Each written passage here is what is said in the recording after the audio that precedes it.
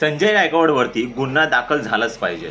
प्रशांत आंबीवरती राजकीय बळाचा वापर करून संजय गायकवाडनी जे प्रशांत आंबीला धमकी दिली ती अतिशय चुकीची होती. बरं संजय गायकवाड, मला सांग, प्रशांत आंबी असं काय चुकीचं बोलला? त्याने एकेरीचा उपयोग केला ना. तुला एकेरीबद्दल एवढं खटकलं तर तू ज्या शाळेमध्ये शिकतो त्या शाळेचं नाव काय? शिवाजी हायस्कूल आहे ना. मग कधी तू आक्षेप घेतला का त्या शाळेवरती? आणि तो शिक्षण किती झालंय? फक्त 9वी. प्रबोधनकार ठाकरे यांचं पुस्तक दगलबाज शिवाजी आणि रणजित देसाई यांचं पुस्तक शिवाजी द ग्रेट मराठा आणि आत्ताचे लेटेस्ट पुस्तक आज के शिवाजी नरेंद्र मोदी, याबद्दल तू काय बोलशील? तू याबद्दल काहीच बोलणार नाही संजय, कारण की तुला चांगले माहिती ही लोक तुझे बाप आहेत. तुझ्यासारखे लोक अशाच लोकांना टार्गेट करतील जे सामान्य वर्गातून येतात. कोरटकर, सोलापूरकर, श्रीपाद चिंदम यांच्याबद्दल तू कधी बोलला का? यांना किती आदर आहे शिवाजी महाराजांबद्दल ते अख्ख्या जनतेला माहिती आहे.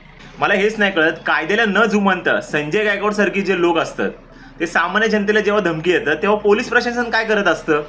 काल मी न्यूज चॅनलवरती बघितलं, कॉम्रेड गोविंद पानसरेंची जी काय माणसं होती आणि रोहित पवार पण तिकडे होते, ते जेव्हा FIR करायला गेले तेव्हा किती वेळानंतर FIR करून घेतली. तरी पोलीस प्रशासन असं का करतं? कोणत्या गोष्टीला घाबरतं? हां, तुम्हाला या गोष्टीची भीती आहे का उद्या आमची ट्रान्सफर होईल म्हणून? अरे होऊन दे ना तुमची ट्रान्सफर, काय प्रॉब्लेम आहे? ज्या संविधानामुळे तुम्ही त्या जागेवर बसलेले आहेत त्या जागेचा वापर तुम्ही सामान्य जनतेसाठी कधी करणार? आज तुम्ही बघा, तुकाराम मुंडे हे कोण आहे? IAS ऑफिसर आहे ना. दरवर्षी त्यांची ट्रान्सफर होत असते का?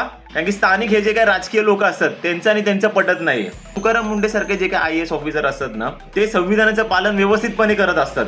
पण तुमच्यासारखी लोक राजकीय दबावाखाली FIR नोंद करून घेत नाही आणि FIR नोंद करून जरी घेतला तरी त्याची शहानिशा पूर्णपणे करत नाही. आणि अशामुळे संजय गायकवाड सारखी जी लोक असतात ना ती सामान्य जनतेला धमकवतात. तर फायनली मी कोल्हापूरच्या जनतेला इतकं सांगेल, तर इथून पुढे कोणतेही गुन्हे जर पोलीस स्टेशनमध्ये नोंदवायचे असतील आणि पोलीस ते गुन्हे जर नोंद करून घेत नसतील तर अशा वेळेस तुम्ही कोर्टामध्ये जाऊन पोलिसांवरच केस करून टाकायची, कारण की कायद्यामध्ये त्याची तरतूद केलेली आहे.